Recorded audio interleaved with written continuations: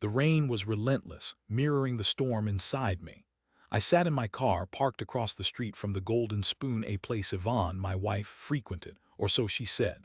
I am Torsten, 46, an IT specialist, and until a month ago I thought I had the perfect life in Seattle. A loving wife, a comfortable home, and a job I enjoyed. Now I felt like a character in a bad movie, one where the protagonist is perpetually blindsided by plot twists. It started subtly. Yvonne, usually so open and communicative, became distant.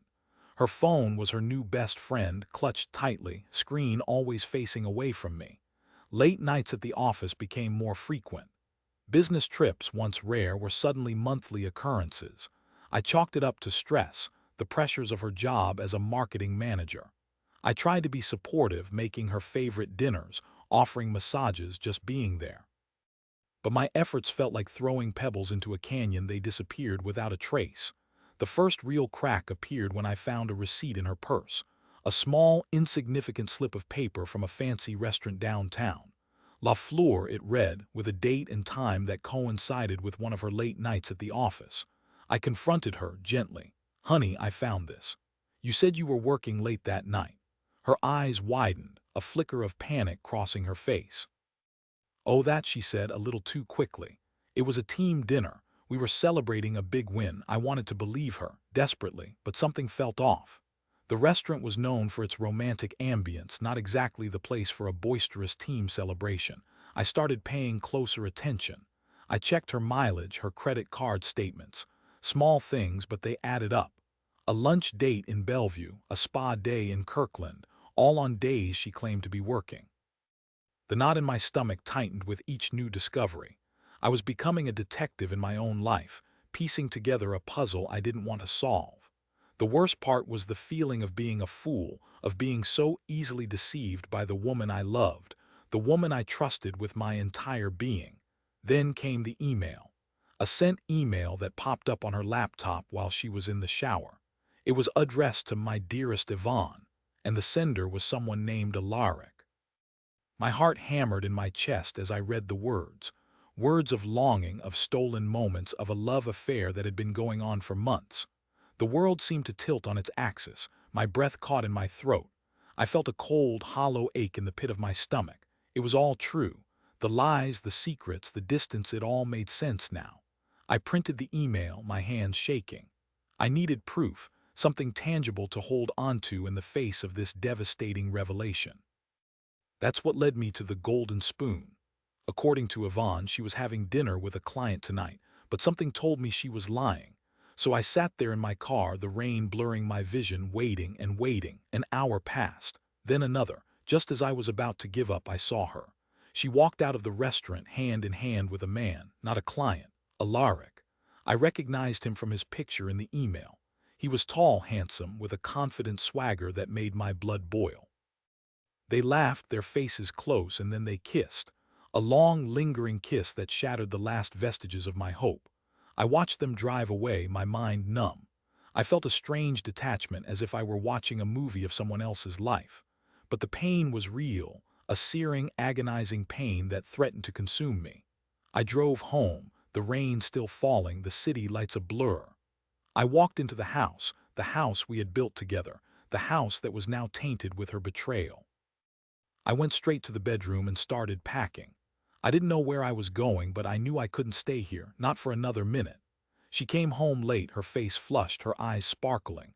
"Torsten, honey, you're still up," she said, her voice a little too cheerful. I turned to face her, the printed email in my hand. "Who is Alaric, Yvonne?" I asked, my voice flat, devoid of emotion. Her face paled. She opened her mouth to speak, but no words came out.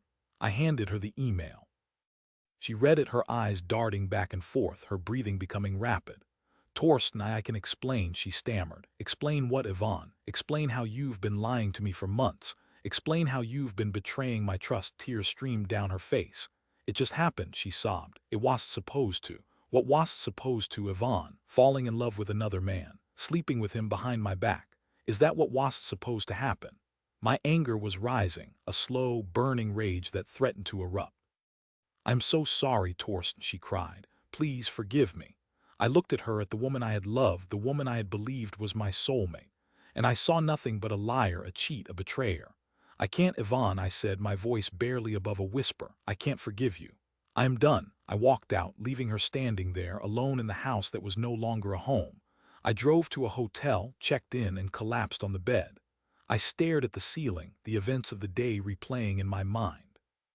The discovery of the email, the sight of Yvonne and Alaric kissing, the confrontation, the tears, the lies. It was all too much to process. I closed my eyes, exhaustion washing over me. But sleep offered no escape.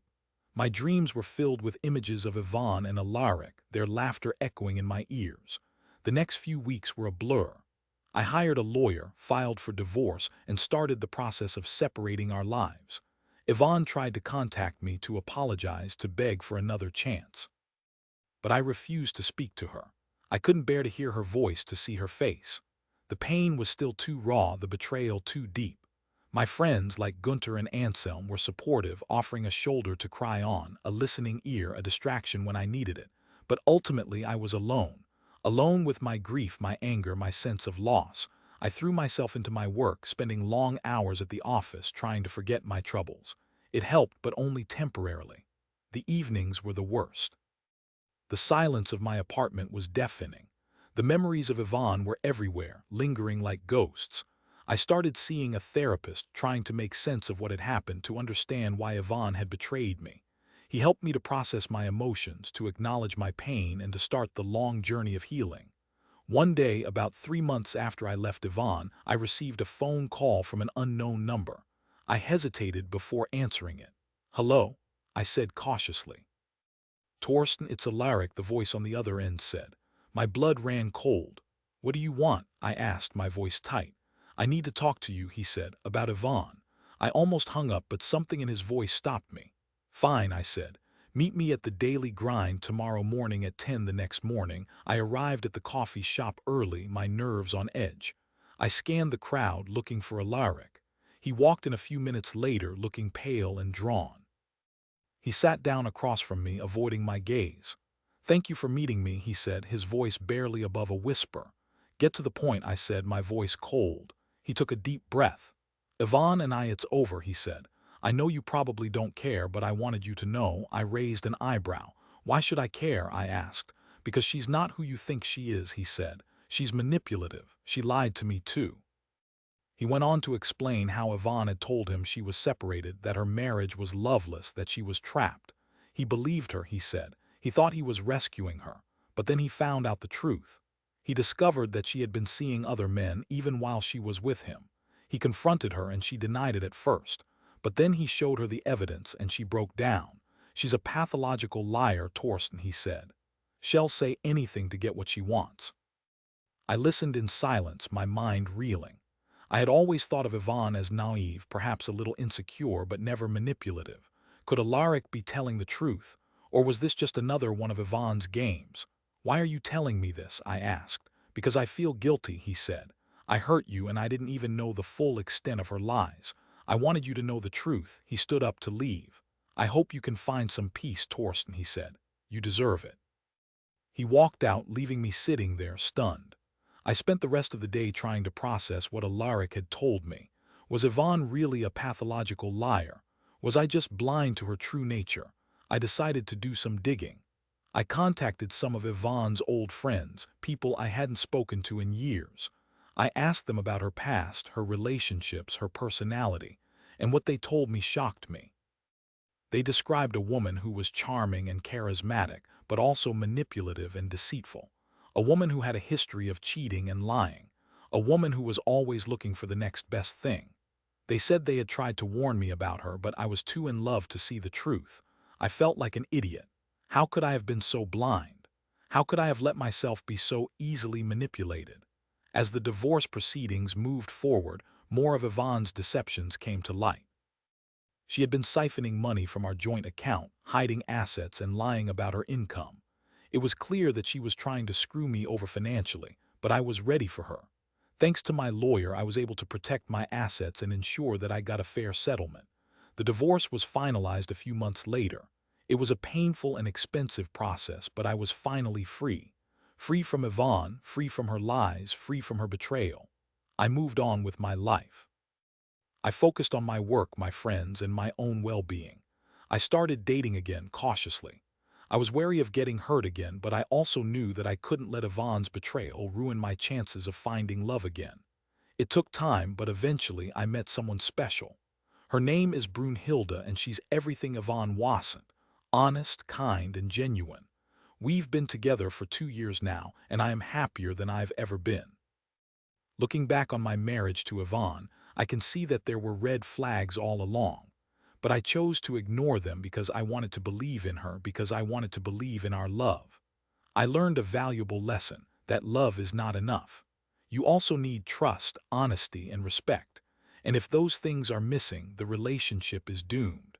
I also learned that betrayal, while incredibly painful, can also be a catalyst for growth. It forced me to confront my own vulnerabilities, to become more self-aware, and to appreciate the true value of honesty and integrity. Yvonne, on the other hand, didn't fare so well. After Alaric dumped her, she spiraled. She lost her job, her friends, and her reputation. She tried to contact me again, begging for help, but I refused to get involved. She made her bed, and now she had to lie in it. I heard through the grapevine that she moved to another city, changed her name, and started over. I don't know if she ever found happiness, but I hope she learned from her mistakes. I hope she learned that lying and cheating are not the way to build a fulfilling life.